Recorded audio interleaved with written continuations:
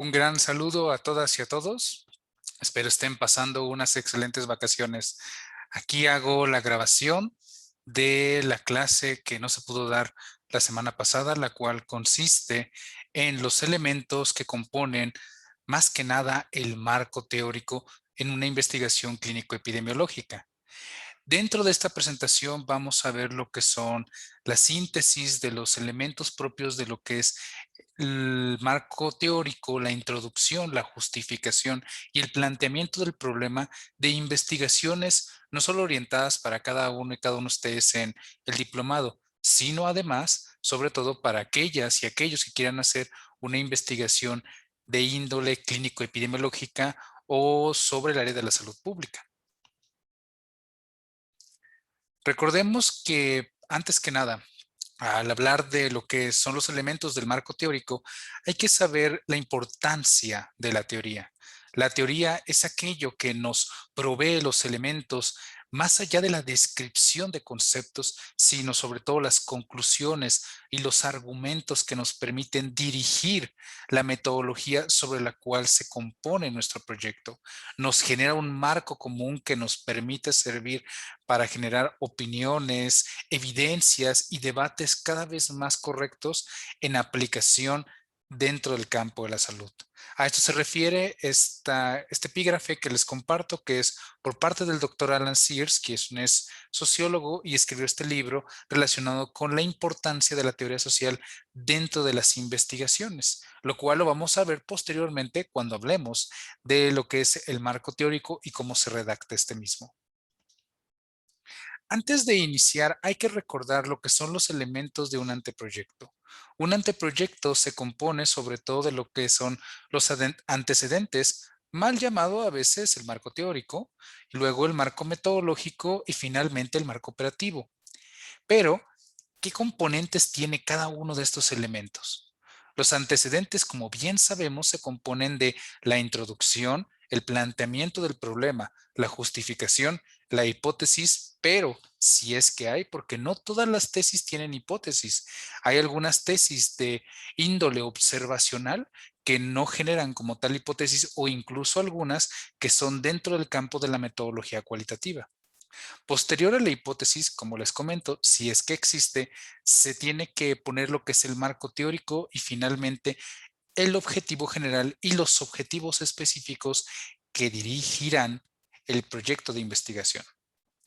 Ahora, los elementos del marco metodológico son, en este orden: uno, el diseño de investigación que van a utilizar; dos, la población muestra que van a tomar para poder hacer su investigación; tres, el cálculo de muestra que van a realizar o que realizaron para saber cuánto es la cantidad exacta de personas necesarias para su estudio; cuatro, lo que es la definición de la variable dependiente; y en quinto lugar, la descripción y la exploración de la variable o las variables independientes que se componen en su estudio. Y en los dos siguientes puntos se tiene que describir el instrumento de medición que se va a utilizar para poder identificar no solo la variable dependiente, sino además la variable independiente. Finalmente, se tiene que describir lo que es el análisis estadístico que se realizará. Recordemos que dentro de las investigaciones clínico-epidemiológicas hay tres tipos de análisis. El primero es el análisis univariado, nada más describir lo que son las variables cuantitativas o cualitativas, respectivamente promedios y desviaciones estándar, así como frecuencias y porcentajes. Por otro lado, el análisis bivariado se refiere a la comparación de lo que son las variables cualitativas con cualitativas, cuantitativas con cualitativas o, en su debido, la combinación de ambas. Y finalmente, el último tipo de análisis es el análisis multivariado, que se utiliza tanto para variables cuantitativas como cualitativas en son de la identificación de variables confusoras o de posibles interacciones que estén como tal afectando el modelo que estamos estudiando. Pasando del marco metodológico se encuentra el marco operativo, que se compone de la descripción por cada una y cada uno de ustedes de los recursos humanos, materiales y tecnológicos que van a necesitar para poder hacer su proyecto de investigación. ¿Cómo se llama todo esto? Esto se conoce como gestión de proyectos. La gestión tiene mucho que ver con la planeación. Planeación que tiene que ver desde la organización de lo que son sus elementos hasta incluso la ejecución, administración, aplicación y evaluación de cada uno de los pasos que hicieron. Para hacer esto último se necesita lo que aquí se denomina como cronograma, que ustedes tienen que poner lo que es la determinación de fechas, tanto en meses como años, de cuánto tiempo les tomará realizar su tesis y qué harán en cada uno de estos periodos. Como muchas y muchos de ustedes, siendo mis alumnos, ya conocen, yo empiezo al revés siempre que se trata de proyectos de investigación o de redacción de artículos. ¿A qué me refiero con esto? Que como tal, el marco metodológico se hace primero. Entonces, todas estas clases del marco metodológico fue lo que primero que vimos durante el inicio del diplomado. La elección de un diseño de investigación, la elección de una población, así como de un cálculo de muestra necesario para saber con cuánto van a trabajar de personas, la definición, descripción y operacionalización de variables dependientes e independientes, así como la descripción de los instrumentos que utilizarán y el análisis estadístico que probablemente van a utilizar al momento de ingresar a la maestría. Entonces, todos estos elementos ya los tienen realizados. ¿Cómo se hizo esto? A través de la definición de los objetivos de investigación. Por eso es importante siempre tener en mente cuáles son los objetivos o el objetivo que va a enfocar y guiar la investigación que harán. Sin embargo, la pregunta aquí es, ¿cómo se estructuran los componentes de los antecedentes o del marco teórico? Dentro de esta presentación vamos a ver lo que son estos cuatro elementos: la introducción, el planteamiento del problema, la justificación, el marco teórico y finalmente como una, no se puede decir como tal una quinta parte, sino un epílogo a esta presentación, se va a volver a retomar la clase de objetivos de manera muy breve para poder saber cómo se debe de correlacionar con el planteamiento del problema y asimismo utilizarlo para redactar el título de su investigación. Ante ello, entonces, tenemos estos cuatro elementos sobre los cuales se va a dividir esta presentación. En una primera parte vamos a hablar sobre la introducción, cada uno de sus elementos, para qué es importante y cómo se redacta. En una segunda parte vamos a hablar acerca del planteamiento del problema y sus dos partes importantes, su redacción en prosa y su redacción en forma de pregunta. Como tercera parte vamos a hablar acerca del marco teórico. ¿Cuáles son los paradigmas, enfoques teóricos y líneas de investigación que pueden orientar como tal su tesis? El marco teórico es muy importante dentro de las investigaciones de salud pública y clínico-epidemiológicas. Dentro del diplomado, tal vez no sea tan importante porque como la mayoría de ustedes van a hacer investigaciones cuantitativas, entonces el marco teórico nada más hablaría de aquellos enfoques cuantitativos que podrían utilizar dentro de sus proyectos. No obstante, es más importante definir el marco teórico cuando hablamos de investigaciones de metodología cualitativa o investigaciones de tipo mixto. Pero es importante que lo sepan, es importante que sepan que es un paradigma, que son enfoques teóricos, sobre todo dentro del campo de la investigación de la salud. Por eso se va a comentar en una tercera parte de esta presentación. Como cuarta parte, hablaremos de la justificación, que es una de las partes más importantes de sus antecedentes. ¿Por qué? Porque así es como ustedes me van a comentar a mí por qué es importante la investigación que están haciendo. Porque recuerden, yo voy a ser uno de los evaluadores de sus proyectos de investigación y necesito saber la pertinencia clínico, social y epidemiológica de las investigaciones que van a hacer, no solo sobre el diplomado en el cual se encuentran inscritos, sino además dentro de un campo científico y pragmático y que le dé resolución a un problema de importancia dentro del campo de la salud. Por eso vamos a enfocarnos en estos cuatro puntos y les voy a ir diciendo durante esta presentación cómo se componen y cómo se estructuran estos elementos y muy brevemente cómo se redactan. ¿Por qué muy brevemente? Porque la siguiente presentación sí va a consistir en describir los elementos de la redacción científica y cómo se utilizan para cada uno de estos elementos. Muy bien, entonces vamos a iniciar. La primera parte son los elementos de la introducción que habla acerca de las características de la variable dependiente de su estudio, las o la variable independiente, las características descriptivas de la población que van a estudiar y la vinculación que tiene cada uno de estos elementos que se supone que ustedes encontraron al momento de hacer su revisión bibliográfica. Asimismo, como les comenté hace unos segundos, vamos a ver de manera muy breve cómo se pueden redactar. Iniciamos. Primero, ¿en qué se compone la introducción? ¿Por qué es importante? ¿Por qué surge la introducción? Porque la introducción es un marco de referencias que permite al lector de sus trabajos ubicar el estudio que están leyendo dentro de un área de un conocimiento específico.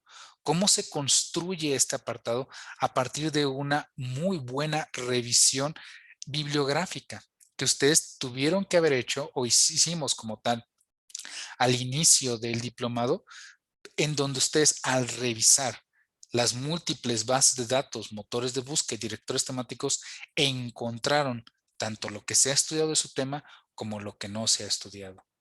Asimismo, se construye la introducción a través de elementos que contengan referencias específicas. ¿Referencias a qué?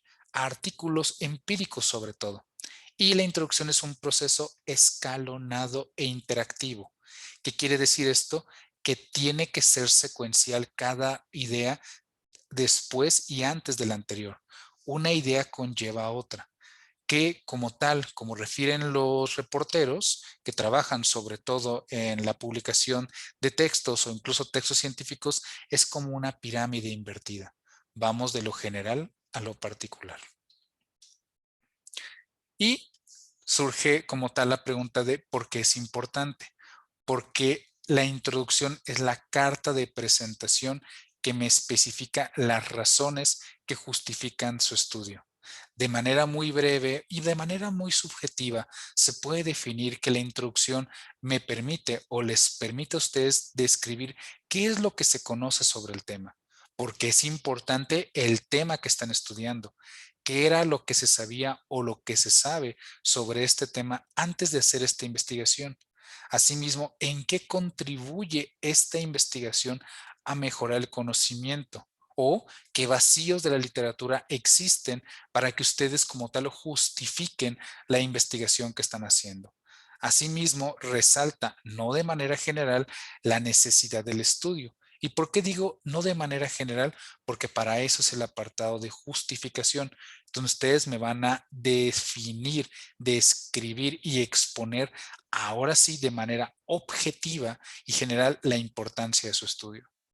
Entonces, como tal, la introducción es una brevedad de lo más importante de sus investigaciones y se centra en el tema sin hacer una revisión extensa o amplia. ¿Por qué digo que no es una revisión extensa o amplia? Porque yo he sido director de tesis de múltiples investigaciones y lo que le exijo a muchas y a muchos de los alumnos es que no hagan introducciones amplias, que sobrepasen las 10, 20 o 30 páginas, sino que sea breve, que nos permita a nosotros, los investigadores que los estamos evaluando, saber cuáles son los puntos más importantes de sus proyectos y de esta manera ver la vinculación que tienen con el objetivo que se habían planteado. Usualmente la introducción es de 1 a 2 páginas. De hecho, todo lo que son los antecedentes dentro de un anteproyecto de investigación no es un área muy amplio. Pueden ser máximo 7 páginas como tal. Cada una de estas extensión máxima de páginas lo vamos a ver en la siguiente presentación, donde veremos cómo se redactan los elementos del marco teórico, así como las reglas de redacción. ¿Y cómo se construye como tal la introducción? Porque es importante saber construirla. Redactarlo es una cosa, pero construirlo de manera secuencial es lo complicado. Consejos que les puedo dar son los siguientes. Uno, definan las características de su variable dependiente. ¿Cómo? Diciéndome qué es lo que se sabe del tema a nivel histórico, a nivel geográfico y también a nivel conceptual. Asimismo, ¿qué es lo que no se sabe del tema? ¿Qué instrumentos se han utilizado y cuáles no para estudiar la variable dependiente? Otra manera de seguir como tal la introducción es describir la población que tiene esta variable dependiente que están queriendo estudiar. Por ejemplo, ¿qué características tiene la población afectada por esta variable? ¿Qué características tiene la población no afectada por esta variable? Porque hay que compararlo como tal. ¿Y cuál es la diferencia entre estas dos poblaciones? Asimismo, describir la variable independiente. ¿Qué es lo que se sabe de este tema? ¿Qué es lo que no se sabe? Pero sobre todo, ¿qué vinculación, asociación o relación tiene con la variable dependiente? Recordemos que una investigación clínico-epidemiológica tiene una y a veces varias variables dependientes, aunque usualmente nada más es una. Una variable dependiente sobre la cual múltiples variables independientes actúan y la afectan. Entonces, el objetivo de una investigación clínico-epidemiológica es saber la vinculación que tienen estas variables independientes sobre la variable dependiente. Por lo tanto, la introducción se construye de esa manera. Se construye como tal definiendo la variable dependiente, así como las variables independientes y la población sobre la cual se va a estudiar esta o estas variables dependientes. Pero ¿cómo se podría poner un ejemplo? Un ejemplo de redacción de estos elementos. Aquí es donde viene lo interesante. Podemos decir que yo quiero hacer un estudio acerca del trastorno depresivo o de la depresión postparto. Entonces, cuando yo hable en mi introducción sobre esta variable dependiente, puedo empezar así. El trastorno depresivo es un padecimiento que se define como y que a lo largo de los últimos siglos ha afectado a más de, y ahí pongo datos, que obviamente tengo que sacar de una cita bibliográfica en específico de artículos empíricos, artículos de revisión o libros. Así es como podemos definir lo que es la variable dependiente o empezar a describirla. Cuando hablamos de la población que tiene esta variable dependiente, les puedo dar el siguiente ejemplo. Pueden escribir lo siguiente. Al estar presente este padecimiento, que recordemos es la depresión postparto, en mujeres se ha encontrado que, y ahí ponen diferentes datos, lo cual se diferencia de aquellas mujeres que se encuentran en otras etapas tales como, y ponen la cita donde lo están obteniendo. Vean cómo es que con estos ejemplos se puede aprender poco a poco la redacción de un documento. No son como tal reglas de redacción y no es lo esencial que se quede nada más con sus ejemplos. Para que sepan cómo se redacta correctamente un texto y sea sencillo, claro y preciso, es necesario ver la siguiente presentación, que será el siguiente video. Pero para que se den una idea básica de cómo se estructura, es de esta manera.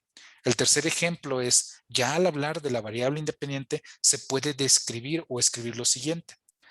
Al ser la depresión postparto un padecimiento multifactorial, múltiples autores han investigado factores de riesgo como, etcétera, etcétera. Sin embargo, otros factores tales como, etcétera, etcétera, aún no se han analizado, etcétera, etcétera, etcétera. Vean a través de estos tres ejemplos diferentes moldes de la narrativa científica. Sin embargo, como les recuerdo, es importante que antes de escribir conozcan las reglas de la redacción y cuánto tiene que abarcar una oración para que no se pierda el lector o el evaluador dentro de sus proyectos y pueda llegar al punto claro de lo que quieren transmitir. Pero con que vean básicamente, estos ejemplos pueden darse una idea esencial de más o menos cómo es que se redacta los elementos de la introducción o más que nada los principales elementos. Pero hay otro elemento que también es necesario redactar. ¿Y cuál es? La revisión bibliográfica, porque es importante que tal como ustedes redacten la revisión y aquello que encontraron dentro de esta misma. Recuerden que la revisión bibliográfica es que cada una y cada uno de ustedes utilizaron diferentes eh, conectores booleanos y al mismo tiempo diferentes palabras claves en bases de datos, motores de búsqueda y directores temáticos para identificar lo que se ha estudiado y lo que no se ha estudiado de su tema. Pero, ¿cómo se acopla esto dentro de la introducción o cómo se redactaría? Nos permite contestar las siguientes preguntas. El porcentaje y la frecuencia de investigaciones publicadas del tema de su interés. El porcentaje y la frecuencia de diseños de investigación, tanto utilizados como no utilizados, en el tema que ustedes están investigando, así como los periodos temporales, las ubicaciones geográficas y los autores que han trabajado sobre este tema. Igualmente les permite identificar a la población con la cual se ha trabajado, así como de aquellas personas sobre las cuales no se ha estudiado este tema que ustedes están trabajando. Todo esto les permite resolver la revisión bibliográfica.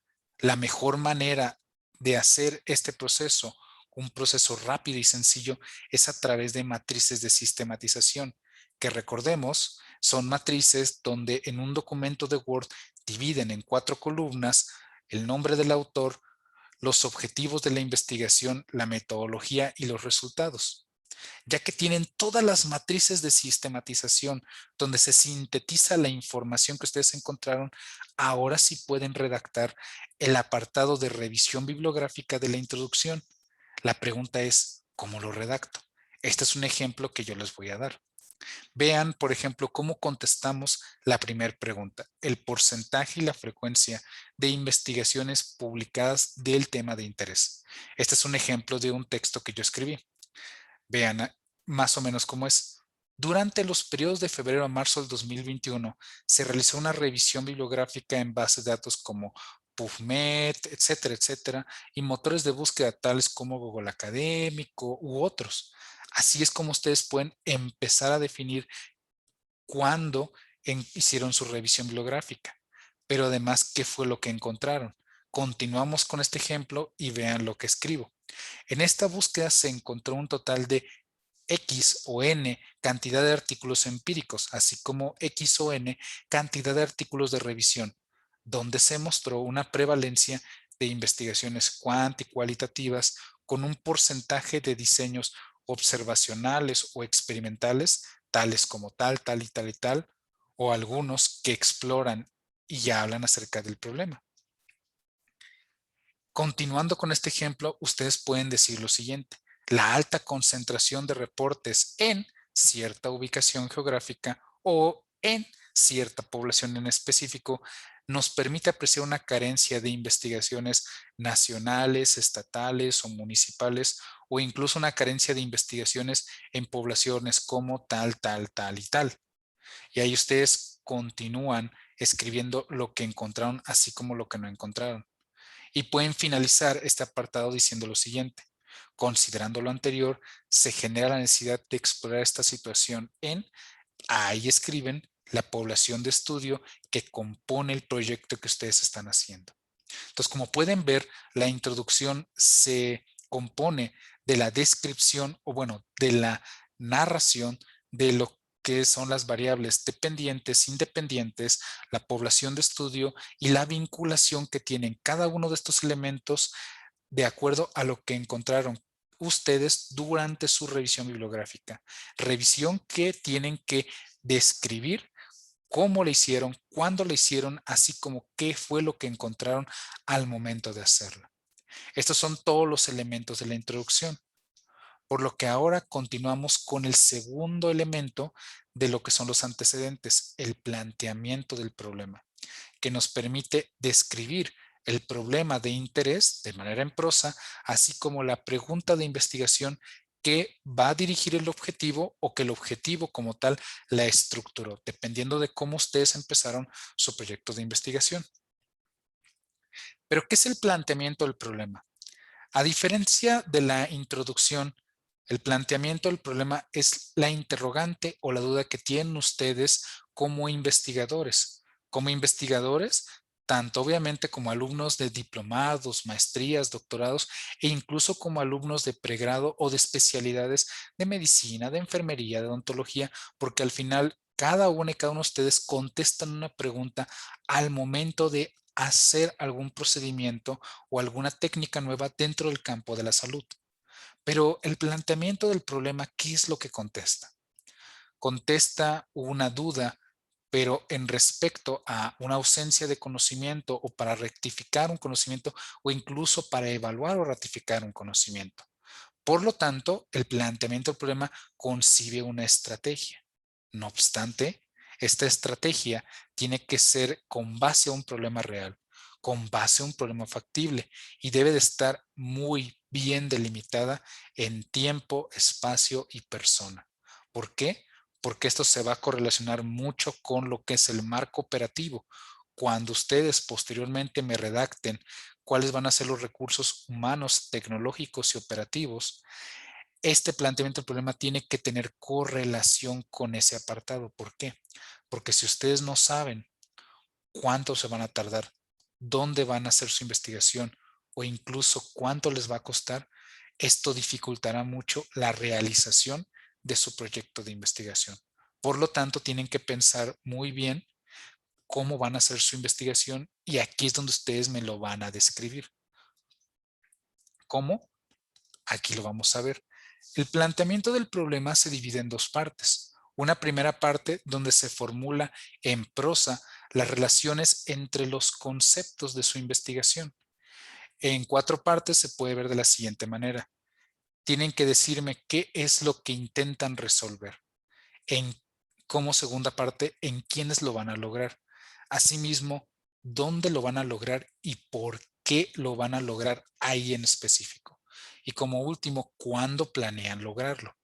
Tiene que además haber una asociación de causa-efecto entre los elementos, sobre todo si están haciendo investigaciones de asociación, donde me digan cómo es que un elemento afecta a otro y por eso es que quieren resolverlo de esa manera en particular. Pero ¿cómo se estructura o incluso cómo se puede redactar básicamente cada uno de estos apartados? Vamos a verlo en un ejemplo. Estos son ejemplos, regresando al tema de la depresión postparto, de lo que es la primera pregunta del planteamiento del problema. Ustedes pueden escribirlo así.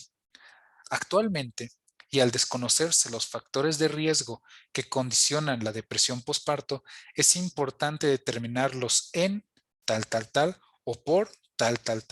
Así es como pueden iniciar su planteamiento del problema. Con respecto a la segunda pregunta, que se refiere a en quiénes lo van a lograr, pueden escribir lo siguiente. Habiendo comentado lo anterior, las mujeres primigestas son actualmente la población más afectada y menos estudiada en poblaciones mexicanas.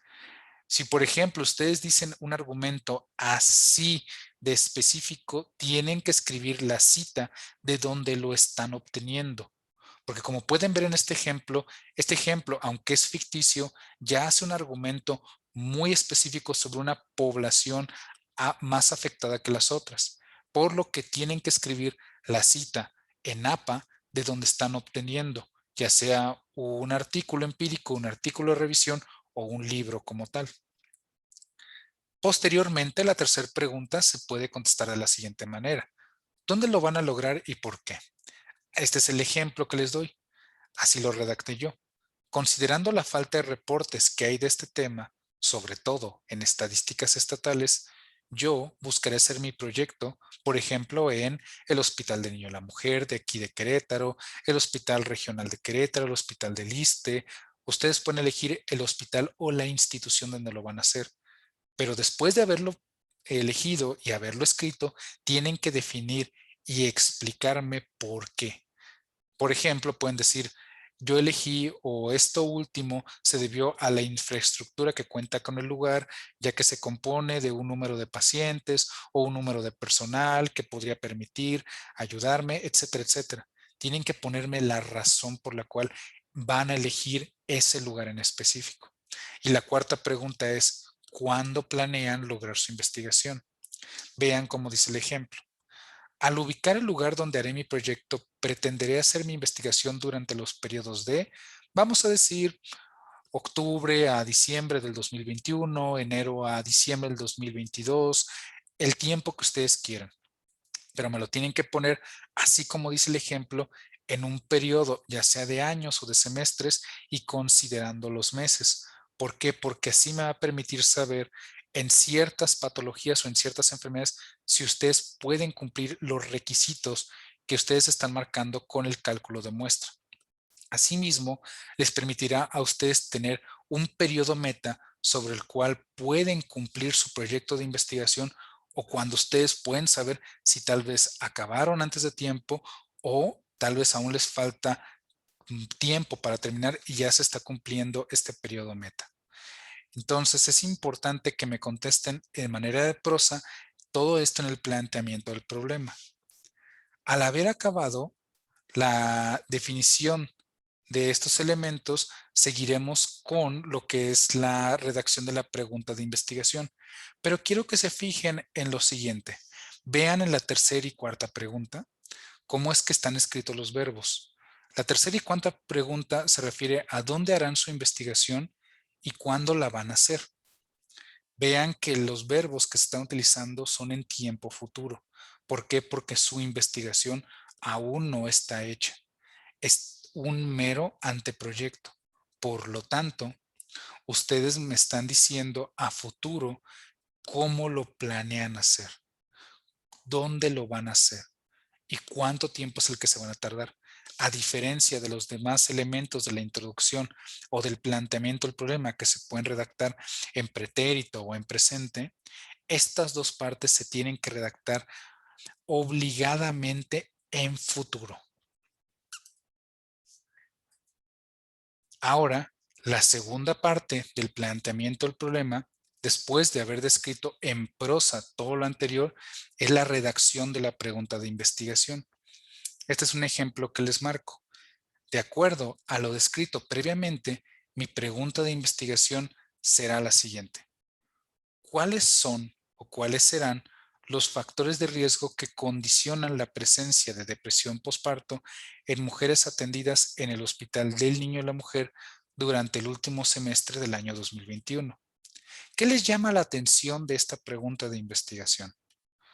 Como tal, y como pueden ver, estoy definiendo la pregunta de investigación las variables tanto independientes como la variable dependiente. Las variables independientes son como tal los factores de riesgo que yo pretendo determinar o investigar, mientras que la variable dependiente es la depresión posparto. ¿Por qué la depresión posparto? Porque me interesa definir o encontrar aquellas variables que aumentan o disminuyen la prevalencia de este padecimiento. Pero además, ¿qué otra cosa estoy definiendo en esta pregunta de investigación? Como pueden ver, estoy definiendo el tiempo, el lugar y las personas sobre las cuales se hará el proyecto. ¿Quiénes son las personas? Las mujeres atendidas o las pacientes del Hospital Niño de la Mujer, donde aquí también estoy escribiendo el lugar y el tiempo, cuál sería el último semestre del año 2021. Como les recuerdo, todos estos son ejemplos hipotéticos, pero se pueden aplicar a cada uno de los proyectos que ustedes quieran hacer, desde proyectos clínico-epidemiológicos hasta incluso proyectos en salud pública o meramente proyectos clínicos.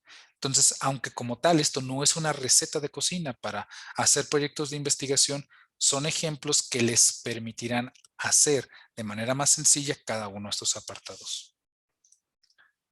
Ahora, la tercera parte de esta presentación son los elementos del marco teórico, el cual se compone de lo que son paradigmas de investigación, enfoques teóricos y diseños de investigación.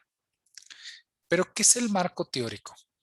A diferencia de la introducción, el marco teórico como tal resume los conocimientos existentes, pero orientados en teorías y enfoques que sustenten el problema o el marco metodológico sobre el cual se resolverá el problema.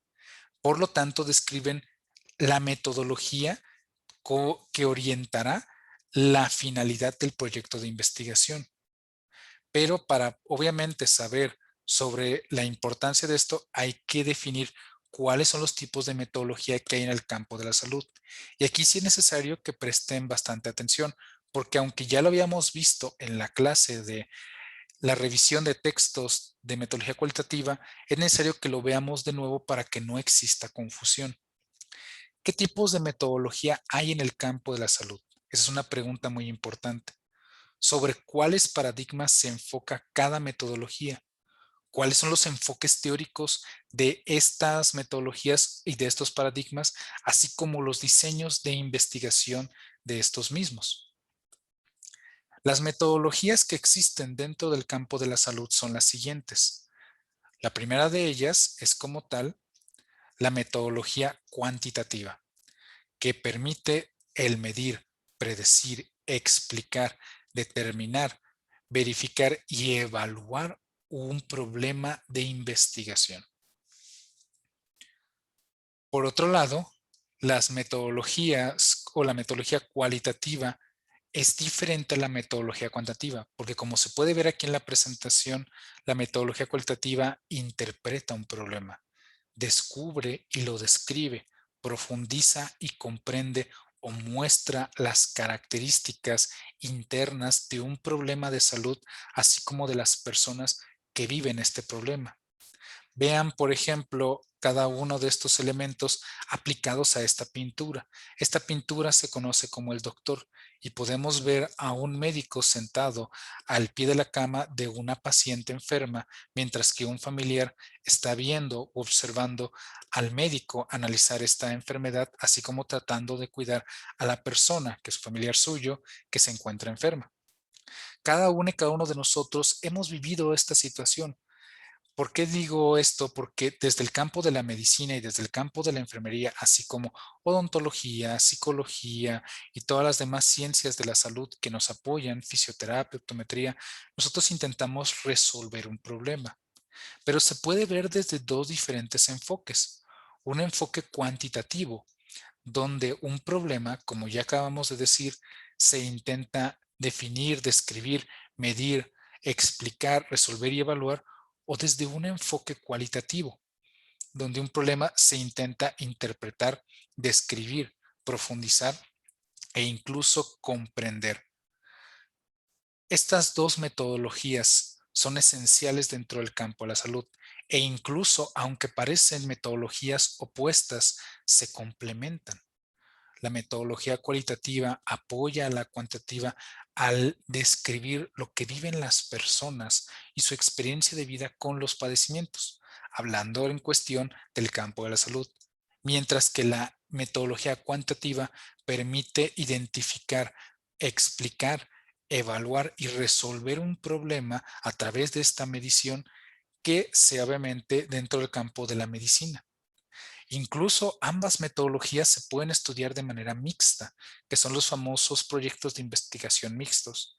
No obstante, no hablaremos de ello porque lo importante aquí en la investigación es que vean la diferencia entre metodología cuantitativa y metodología cualitativa. A todos los alumnos y alumnas del diplomado que me están viendo, la mayoría de ustedes, si no es que todas y todos, estarán haciendo metodología cuantitativa y no cualitativa. ¿Por qué razón? Porque muchas y muchos de ustedes están haciendo la determinación de factores de riesgo que como tal alteran o afectan un padecimiento en específico. Entonces, tienen que centrarse ustedes en describir o en identificar que sus proyectos de investigación son de índole cuantitativo.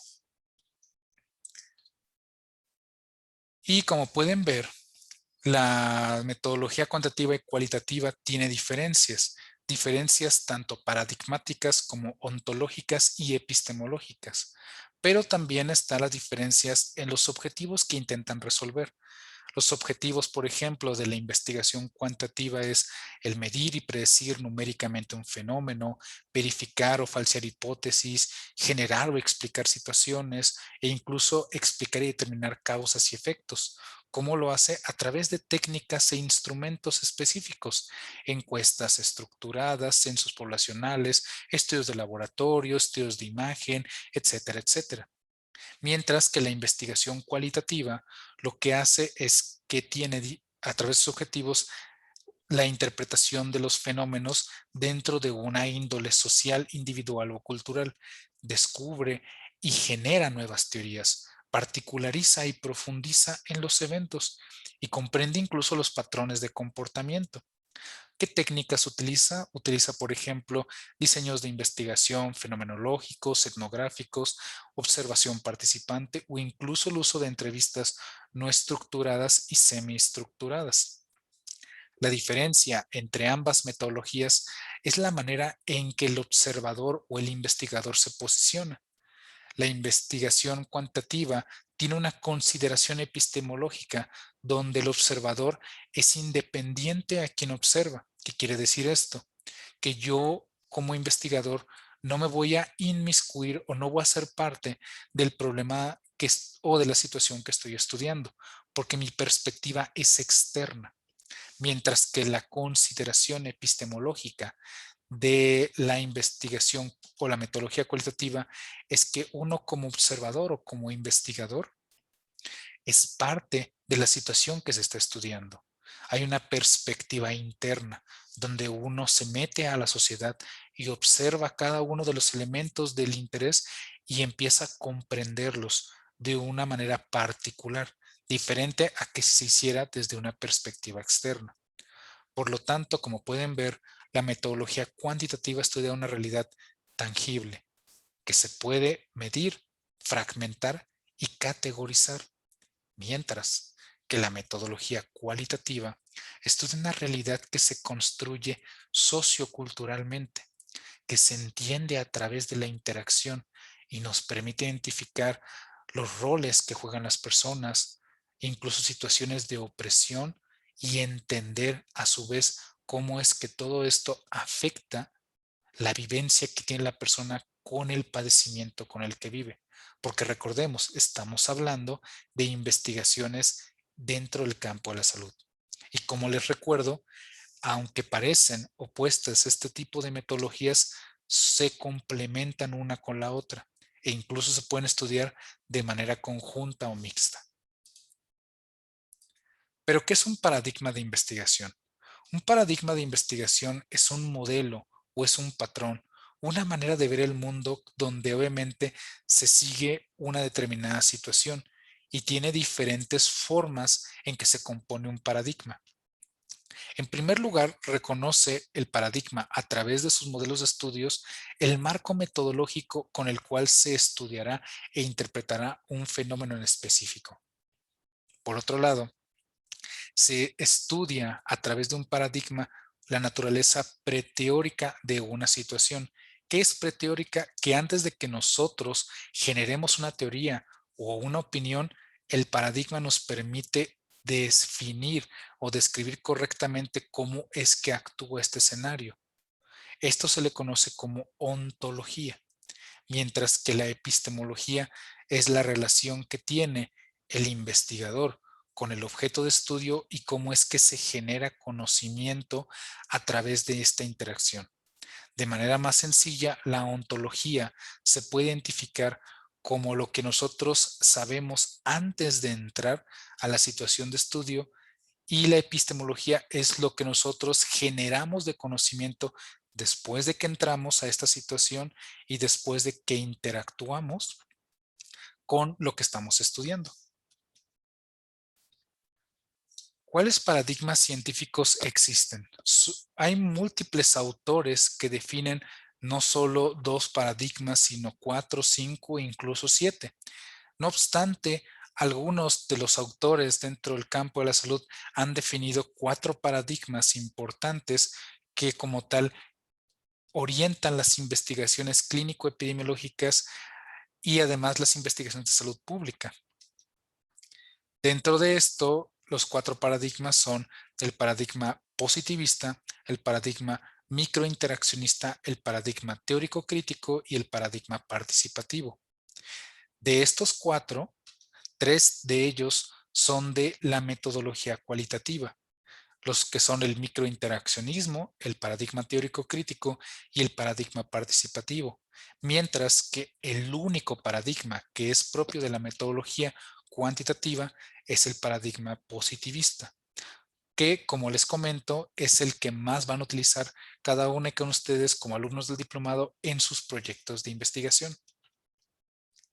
¿En qué consiste este paradigma?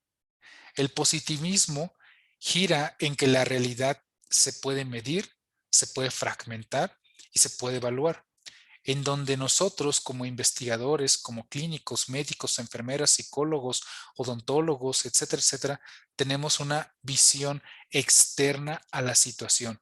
Actuamos de manera dualista, separando lo que es el objeto y el sujeto del estudio de nosotros mismos. Pero nosotros, como entes externos, descubrimos y verificamos las leyes generales de un contexto cultural, histórico, político, a través de una medición matemática o de contextos donde se puedan evaluar lo que estamos encontrando. ¿Qué tipo de investigaciones pueden hacerse a través de paradigmas positivistas? Son 5 investigaciones. Estas investigaciones las marcó el doctor Hernández Lomelí como lo que son, primero, investigaciones biomédicas y experimentales.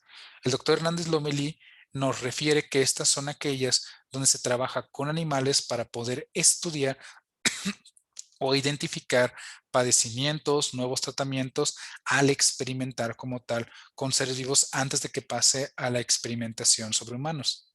El segundo tipo de investigación son las investigaciones clínicas, que producen como tal conceptos prácticos dentro del campo de la salud, de la medicina y de la enfermería, así como las demás ramas de la salud. El tercer tipo de investigación son las investigaciones operativas. Costo-eficacia y costo-eficiencia son diferentes tipos de investigaciones que hacen este tipo de diseños que permiten saber cuánto se puede, cuánto se puede poner de manera económica dentro de un proyecto de investigación. Por otro lado, están las investigaciones educativas y el uso en la docencia, y como quinto lugar están las investigaciones epidemiológicas, que son rama de la salud pública. No obstante, algunas de estas investigaciones, quitando de lado las investigaciones biomédicas, se pueden combinar con la metodología cualitativa. No son exclusivas de la metodología cuantitativa, pero en su mayoría se pueden utilizar para lo que son diseños e investigaciones cuantitativas. ¿En qué consiste ahora el segundo paradigma o el microinteraccionismo? El microinteraccionismo se refiere a identificar las relaciones sociales que hay dentro de una comunidad, los roles que se juegan, describir la subjetividad que hay en estos fenómenos con respecto a las normas, la manera en que actúan las personas y los significados que se generan a través de estas interacciones. Porque como sabemos, como tal, la interacción de un problema nos permite conocer qué tanto la persona considera importante el padecimiento con el que vive. Hay diferentes autores dentro de estas investigaciones. Están, por ejemplo, Charles Sanders, que fue un sociólogo que estableció la importancia de la semiótica dentro de lo que son los estudios de los roles sociales, así como obviamente Charles Coley, que describió cómo es que la imaginación y lo real son aspectos cambiantes, y George Herbert Mead, que menciona el cambio a través del self, a través de la constante interacción.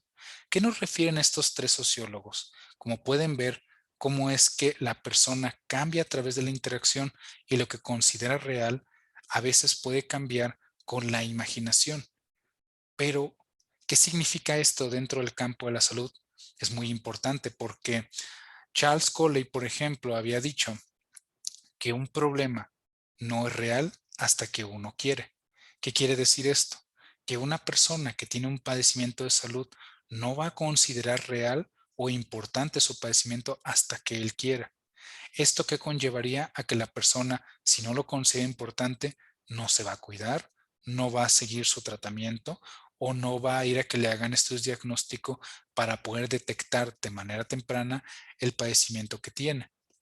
Entonces, la importancia del microinteraccionismo es ver cómo es que los roles juegan de manera muy importante dentro de la toma de decisiones de la persona para saber si para ellos es importante su problema de salud o no, y cómo es que uno como investigador o como personal de la salud puede actuar para resolver este problema. Hay otros autores, Herbert Blumer, Harold Garfinkel y Alfred Schutz, que hablan no solo sobre la importancia de nuevo de estos roles, sino además de la definición de diseños de investigación específicos para la metodología cualitativa, la etnometodología, que establece la manera en que se ve un problema de manera desde perspectivas y contextos culturales, hasta incluso la fenomenología, que describe la experiencia subjetiva que tienen las personas con respecto a sus problemas de salud. El tercer paradigma es el paradigma teórico crítico, que tiene como autores a Karl Marx, a Friedrich Engels, a Max Weber e incluso a la Escuela de Frankfurt, fundada en 1920, y se refiere dentro del campo de la salud de la diferencia que hay a nivel social y cómo esto afecta para la resolución de problemas de salud. Porque como sabemos, somos una sociedad que vive en contextos no solo culturales, sino además contextos sociopolíticos, en donde algunos pueden salir beneficiados y algunos no. Entonces es importante identificar aquellos grupos que son afectados, discriminados o incluso son grupos minoritarios que como tal viven situaciones que afectan no solo su vida, sino las situaciones de salud con las que se encuentran y que pueden empeorar debido a estas diferencias socioculturales. En esto se basa este tercer paradigma, identificar aquellos grupos minoritarios o los grupos más afectados y estudiar cómo es que esta diferencia social genera más problemáticas a su problema de salud o al problema o situación de estudio que estamos queriendo investigar en nuestro anteproyecto. Por último, el cuarto tipo de paradigma es el paradigma participativo, el cual se orienta en planear de acuerdo a las necesidades de la sociedad y no a lo que nosotros queremos estudiar como investigadores. Utiliza el diseño de investigación, acción participativo y explora e identifica las necesidades internas de una sociedad o de individuos dentro de una comunidad y orienta y dirige este proyecto de investigación de acuerdo a estas necesidades. ¿Qué quiere decir esto? Que nosotros estudiamos y resolvemos un problema que la comunidad nos refiere como de importancia. No estudiamos y resolvemos el problema que a nosotros nos interese, sino lo que ellos consideran importante. Por eso se llama paradigma participativo, porque deja participar a las personas que se está estudiando y a través de su participación se guían los proyectos de investigación. Aquí tenemos esta pequeña tabla donde se puede ver la diferencia entre los tres paradigmas cualitativos. Como les comento, a cada una y cada uno de ustedes, como alumnos del diplomado, no van a realizar investigación cualitativa, pero es esencial que sepan la diferencia entre cada uno de estos paradigmas y qué es lo que busca cada uno de ellos, mientras que el microinteraccionismo se refiere a cómo es que las personas construyen su propia realidad, generan sus propios roles sociales. La teoría crítico-social estudia la diferencia de clases sociales y cómo es que esta diferencia actúa en empeoramiento de las situaciones de salud que viven las personas. Empeoramiento para algunos e incluso mejoramiento para muy pocos, dependiendo de la diferencia de clases sociales. Por último, el paradigma participativo comprende la ideología de un grupo de estudio, lo que ellos consideran como una necesidad real, un juicio o una situación de interés y guía la investigación de acuerdo a lo que ellos consideren importante. Los diseños de investigación que utiliza la metodología cualitativa varían porque a diferencia de la metodología cuantitativa, cuyos diseños de investigación son casos y controles, transversales, cohortes, ensayos clínicos, los diseños de investigación cualitativos son la fenomenología, que estudia la experiencia de vida de las personas con respecto a sus padecimientos, la teoría fundamentada, que genera una teoría de acuerdo a la entrevista de los sujetos de estudio, la etnometodología, que intenta entender y comprender el contexto sociocultural en el que viven las personas, y la investigación acción participativa, que, como habíamos visto, dentro del paradigma participativo, permite que la población participe al momento de la investigación y a través de esta participación se genere un nuevo objetivo de investigación. Este es un pequeño esquema que yo les hago de cómo es que se orientan cada uno de estos 4 paradigmas dentro del campo de la metodología cuantitativa y cualitativa. ¿Cuáles son los diseños que utilizan de acuerdo a cada una de estas metodologías y cómo se dividen? Y como pueden ver, dentro de la metodología cuantitativa, que se orienta en el paradigma positivista, tiene 2 tipos de diseño de investigación: analíticos y observacionales. Los 2 diseños cuantitativos analíticos más utilizados dentro del campo médico son ensayos clínicos y los metaanálisis. Por otro lado, los diseños cuantitativos observacionales utilizados dentro del campo de la salud son diseños de cohortes, casos y controles, transversales y reportes de caso clínico. Cada uno y cada uno de estos ya los vimos dentro de la clase de principios de estadística, pero quiero que vean que pertenecen a lo que es la metodología cuantitativa y al paradigma positivista. Por otro lado, están los paradigmas de la metodología cualitativa que acabamos de ver: el microinteraccionista o interpretativo, el teórico crítico y el participativo, en donde sus diseños de investigación son estudios fenomenológicos que estudian la experiencia de vida, la teoría fundamentada, que genera una nueva teoría de acuerdo al estudio de los sujetos, estudios etnográficos para identificar situaciones o contextos socioculturales, y la investigación-acción participativa, que genera un objetivo de investigación de acuerdo a lo que la población nos refiere como una necesidad real de estudio. Dentro de todo este esquema, que es necesario que ustedes lo guarden y lo comprendan, a aquellas y aquellos que van a hacer investigación cuantitativa estudien la relación que hay entre el paradigma, la metodología y cada uno de estos diseños. Mientras que para aquellos que quieran hacer investigación cualitativa, vean cómo los paradigmas moldean el objetivo de investigación, aunque son propios de la metodología cualitativa, y cada uno busca aspectos diferentes, no solo en su paradigma, sino en el diseño y enfoque teórico sobre el cual se orienta. Finalmente, para terminar este apartado, aquí viene la pregunta: ¿cómo se redacta el marco teórico? Porque es un apartado que me tienen que redactar. De hecho, es el tercer apartado que me tienen que redactar y escribir. Aunque el marco teórico para su anteproyecto va a ser muy corto, incluso nada más de media página, les voy a dar el ejemplo de cómo es que tienen que redactarlo. Cuando me hablen sobre el enfoque teórico o el paradigma, me tienen que escribir la metodología que van a utilizar. Las investigaciones cuantitativas usualmente no refieren el paradigma que van a utilizar.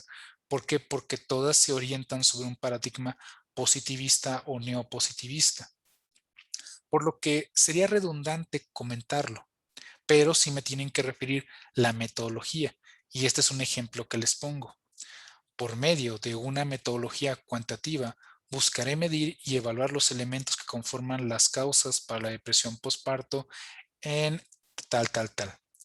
Y el enfoque teórico, porque me tienen que poner su enfoque teórico, de mi trabajo será clínico epidemiológico, debido a la utilidad que estos estudios proveen, comprenden para, etcétera, etcétera, y la cita de donde obtuvieron este dato. Recuerden que los enfoques teóricos o los tipos de investigación de la metodología cuantitativa son 5: las investigaciones biomédicas, que trabajan sobre animales; las investigaciones clínico-epidemiológicas, clínicas como tal, que trabajan en son de los problemas médicos, de enfermería, hospitalarios y de salud; las investigaciones operativas, que se refieren a costo eficacia y costo eficiencia; las investigaciones educativas, que se refieren a problemas de docencia o pedagogía; y las investigaciones epidemiológicas, que se pueden combinar con las clínicas. Por otro lado, me tienen que poner, si es que los hubiera, los autores y las teorías sobre los cuales se orienta su proyecto de investigación. ¿Y por qué pongo si es que los hubiera?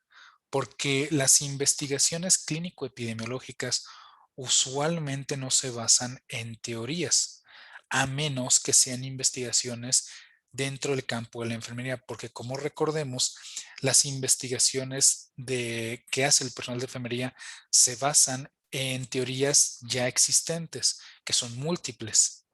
Por ejemplo, la depresión postparto se puede basar en la teoría de la atención de la depresión postparto que generó Cheryl Tantanovec. Entonces, si yo quisiera hablar de esta teoría, tendría que hablar acerca de las teorías psicológicas y la teoría de Cheryl Tantanovec dentro de la enfermería para poder identificar este problema. Pero como les comento, usualmente las investigaciones cuantitativas no se basan en teorías preexistentes. Algunas sí, algunas que, por ejemplo, se enfocan hacia estudios de docencia o estudios de pedagogía, por lo que si van a hacer ese tipo de investigaciones o investigaciones que se orientan sobre el campo de la enfermería, me tienen que describir la teoría que van a utilizar para su proyecto de investigación. Ahora vamos a la cuarta parte de la presentación, que es como tal la penúltima, y se refiere a los elementos de la justificación, la magnitud, la trascendencia y el impacto. ¿Qué es la justificación? La justificación, a diferencia de los tres anteriores elementos que ya vimos, que fueron la introducción, el planteamiento del problema y el marco teórico, la justificación es el apartado que fundamenta las razones que motivan la investigación que están haciendo.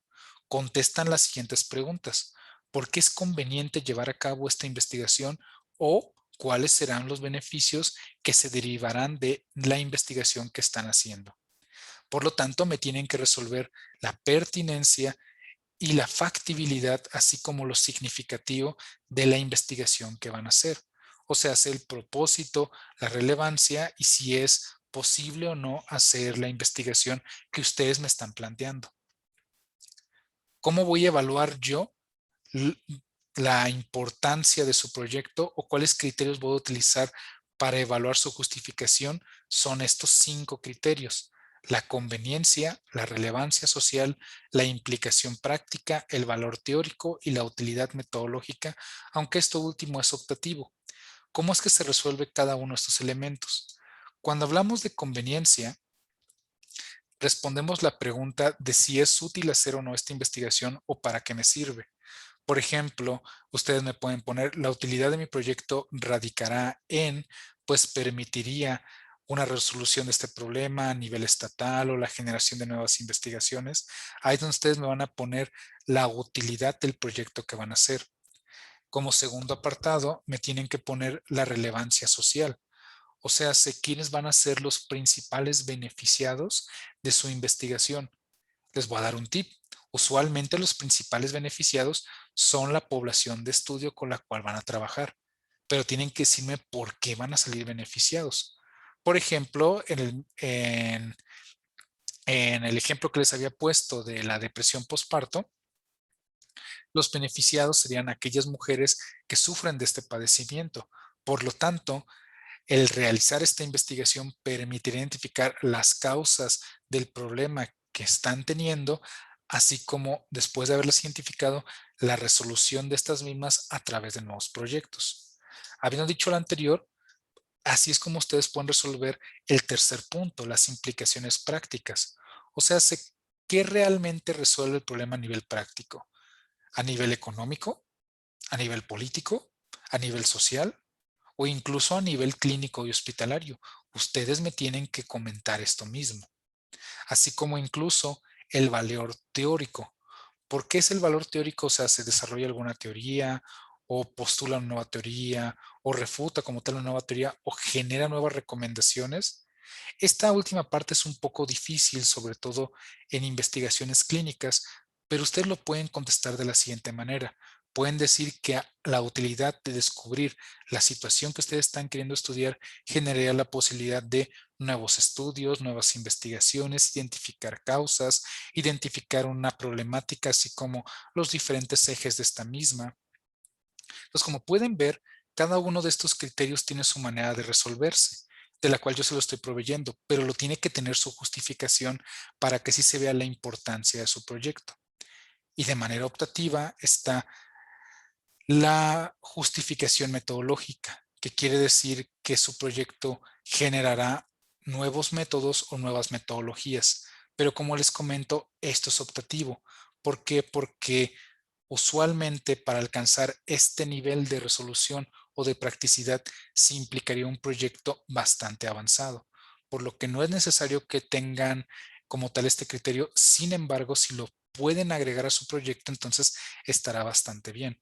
Pues recordemos que sus proyectos de la mayoría de ustedes es transversal analítico.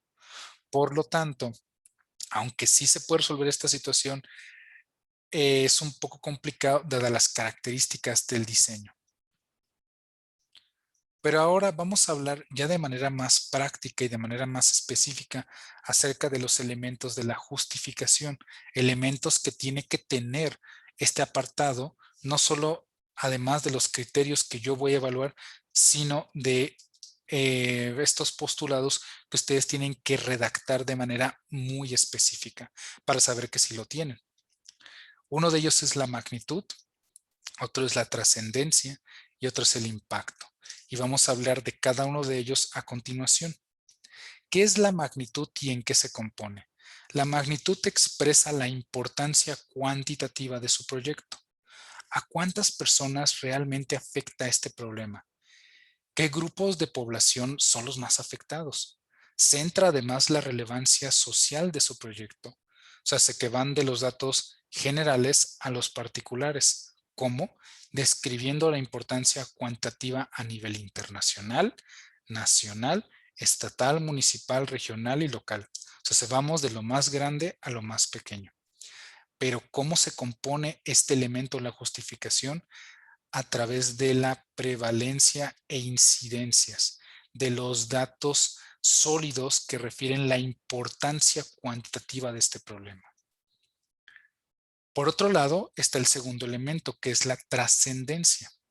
La trascendencia se refiere como tal a las consecuencias que va a generar el problema si es que no se estudia o si es que no se trata de manera adecuada. Son como tal consecuencias cuantificadas y fundamentadas. ¿Qué quiere decir esto? Que tienen que estar fundamentadas en artículos o libros que ya hayan teorizado sobre este problema. Además, la trascendencia de la justificación permite valorar qué es lo que la sociedad entiende sobre este problema y de la gravedad y consecuencias de este mismo, así como la relevancia social del proyecto, las implicaciones de la resolución o incluso de la no resolución de este problema. Por lo tanto, la trascendencia nos habla a futuro, nos habla de la letalidad, la morbilidad, la mortalidad que se conoce ahorita de este problema y que se va a conocer después. Entonces, a esto se refiere el apartado trascendencia. Y por último, el impacto es quiénes van a salir beneficiados del proyecto. Hablando de un impacto práctico. En un impacto teórico es qué nueva aportación va a proveer el proyecto. Y en un impacto metodológico, que como recordemos es un criterio optativo, es qué nueva metodología o diseño de investigación o marco metodológico va a proveer el proyecto. De estos tres tipos de impactos les voy a recomendar lo siguiente. Elijan mínimo una de estas opciones para su proyecto. Ya que las elijan, las van a redactar y así yo voy a saber de la importancia de su proyecto de investigación. Pero viene la pregunta que hemos hecho en los anteriores tres elementos. ¿Cómo es que se puede estructurar la justificación o cómo es que se puede redactar de manera básica? Les voy a dar aquí el siguiente tip. Tenemos magnitud, trascendencia e impacto, que como acabamos de ver son los tres elementos importantes de la justificación. Y como pueden ver ahorita en la diapositiva, la magnitud se puede expresar a través de prevalencias e incidencias estadísticas del problema de estudio. Vean el ejemplo que les escribí, se los voy a leer. En Latinoamérica o en el mundo o en México, él pone el problema de estudio, es considerado como un problema de salud pública por y la cita donde están sacando esta información. debido a que su prevalencia de exposición presenta un, etcétera, etcétera, así como una incidencia que se ha reflejado en los últimos años de, etcétera, etcétera. Vean cómo empiezo yo la descripción de la justificación. Inicio de manera inmediata con lo importante que se sabe del problema, qué tan importante es a nivel de prevalencia e incidencia. Recordemos que prevalencia es el número de enfermos actuales con el problema e incidencia es el número de enfermos nuevos que están surgiendo con este problema de estudio. Entonces la magnitud se empieza de esa manera. Por otro lado, la trascendencia se refiere a la mortalidad y a la morbilidad del estudio o del problema de estudio que se está queriendo identificar, o incluso de la situación. La trascendencia es su severidad. Se puede leer con el siguiente ejemplo de la siguiente manera, como su severidad de este problema radica en sus tasas de mortalidad o en tasas de morbilidad, las cuales son de etcétera, etcétera. O también podemos poner autores o diferentes investigaciones refieren que los siguientes años se estimará, etcétera, etcétera. Y como les recuerdo, todo esto tiene que tener su cita en APA. Finalmente, el apartado de impacto nos refiere el beneficio práctico, teórico y metodológico, que, como les había comentado, ustedes pueden elegir uno de estos tres. Un ejemplo que yo les pongo es el siguiente, que se los voy a leer. El beneficio a corto, largo, mediano plazo que proveería el proyecto sería en beneficio de, etcétera, etcétera. Personas como o personal de la salud o personal clínico hospitalario o el posgrado como tal podrían favorecerse del resultado de mi proyecto debido a los resultados que, etcétera, etcétera, etcétera. Pero quiero que presten atención a lo siguiente y vean bien la diapositiva. Vean los tiempos verbales en el cual está escrito el impacto del proyecto. Proveería, sería, podrían. De estos tres elementos, el único que se escribe en un diferente tiempo verbal es el elemento de impacto. El tiempo verbal es el tiempo condicional simple que termina en IA. ¿Qué se refiere a esto? Que nos habla de una situación hipotética, un escenario que aún no sucede, pero podría suceder. Entonces, de estos tres elementos, el impacto me lo tienen que redactar en tiempo condicional simple. ¿Qué quiere decir esto? Que sus verbos van a terminar en IA. Recordemos que aunque yo aquí les estoy dando un ejemplo muy básico de lo que es redacción de texto científico, en el siguiente video vamos a ver ahora sí de manera más clara y específica cómo se redactan en el texto científico cada uno de los apartados, qué se pone en cada párrafo, cuánto tiene que tener cada párrafo y cada uno de estos elementos para que no se pierdan y para que así sepan de manera sencilla, clara y dirigida cómo se escriben los textos en ciencias de la salud. Pero, de manera básica, este es un ejemplo práctico de cómo se puede escribir la justificación.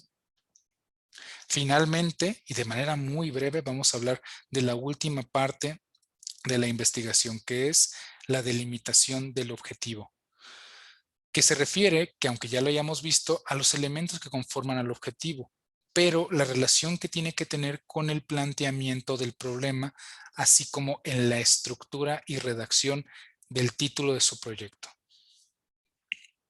Entonces, espero que no se estén cansando aún, ya casi termina la presentación, pero sí es importante que vean esta última parte porque es esencial para el siguiente video al momento de redactar los apartados del título y sobre todo el planteamiento del problema.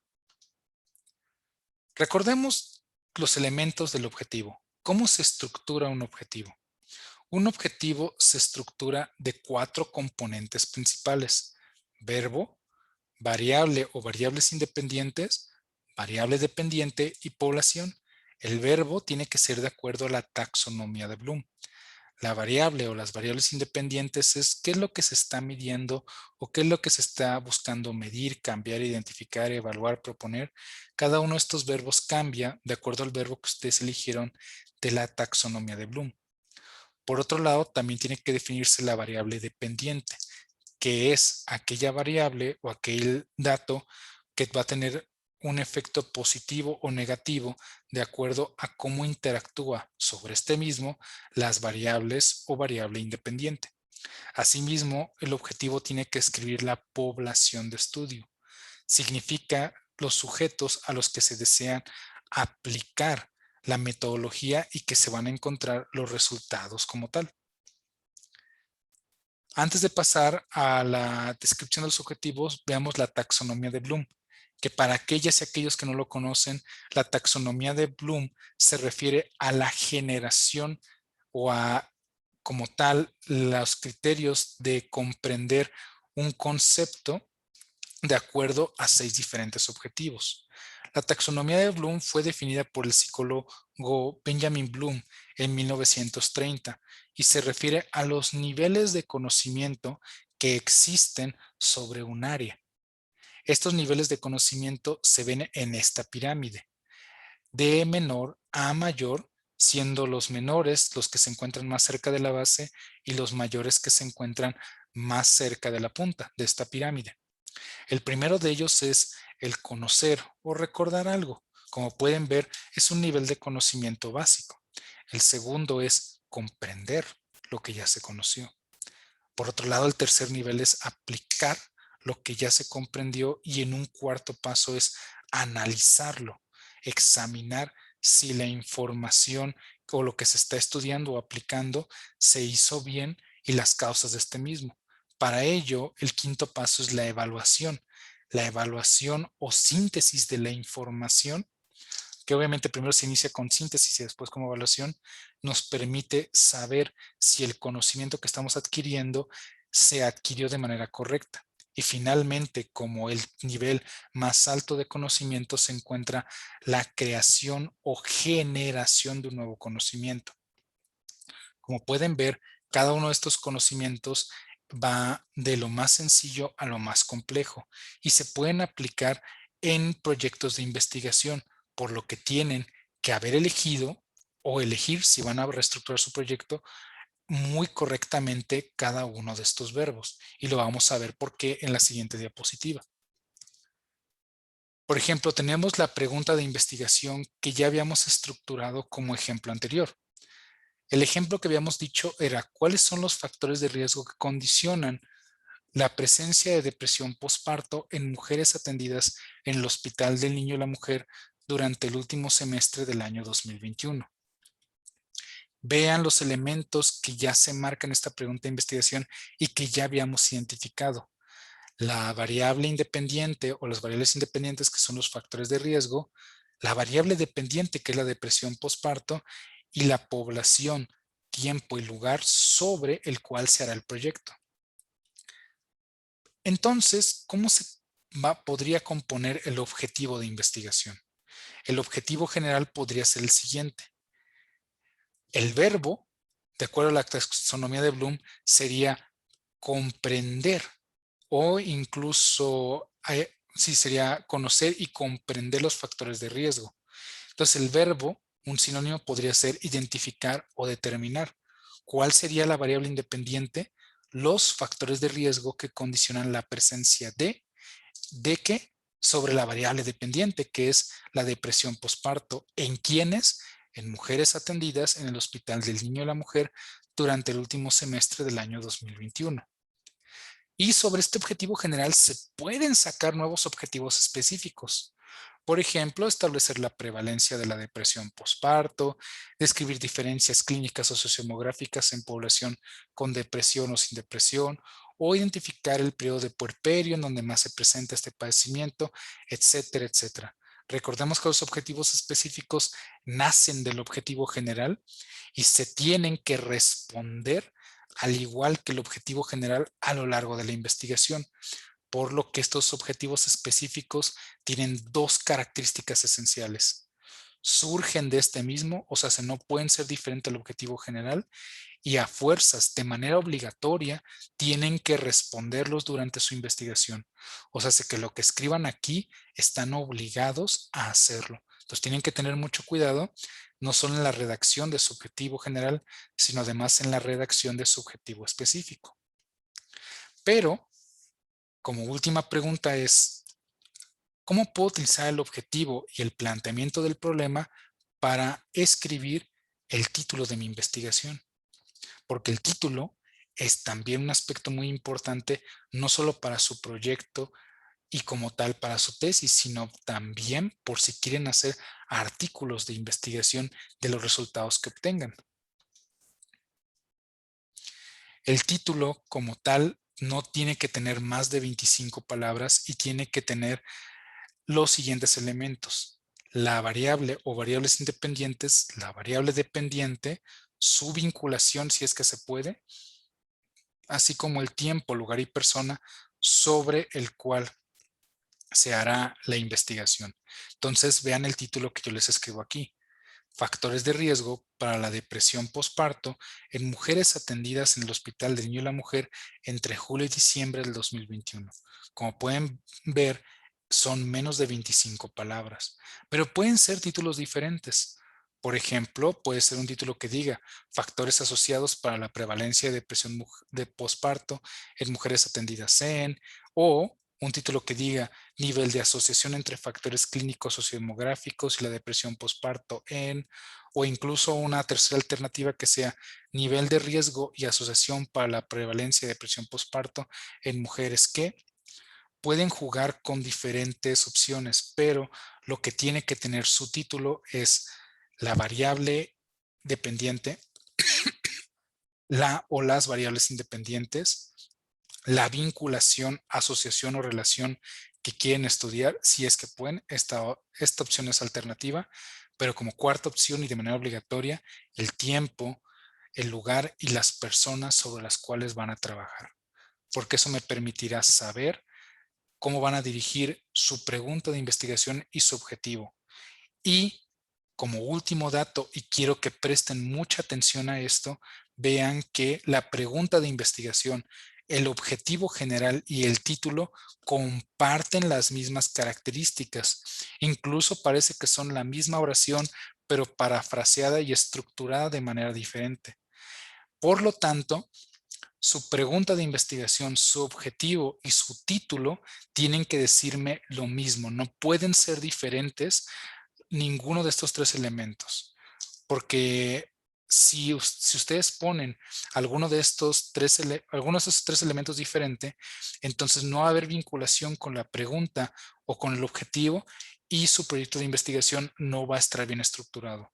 Por lo que les repito, el título, el objetivo y la pregunta de investigación tienen que decir lo mismo, de manera parafraseada, porque uno tiene límite de palabras, uno se escribe en infinitivo y uno en pregunta, pero tienen que tener los mismos elementos. Y con esto terminamos la presentación de los elementos del marco teórico o de los antecedentes de su proyecto. No obstante, la siguiente presentación veremos y resolveremos las siguientes dudas que son importantes. ¿Cuáles son? Dudas, por ejemplo, de correctamente cómo se redacta un proyecto de investigación. ¿Cuáles reglas de redacción existen para considerar el número máximo de palabras y páginas? Porque recordemos, más no es mejor. O sea, sé que si me escriben muchas páginas, no significa que su trabajo esté bien hecho. Tiene que cumplir el número máximo de palabras y páginas, que ya de por sí va a ser muy corto. Y en pocas palabras y en pocas páginas me tienen que decir lo más importante de su proyecto. Asimismo, les voy a enseñar cómo decir lo esencial con pocas palabras sin perder claridad y objetividad.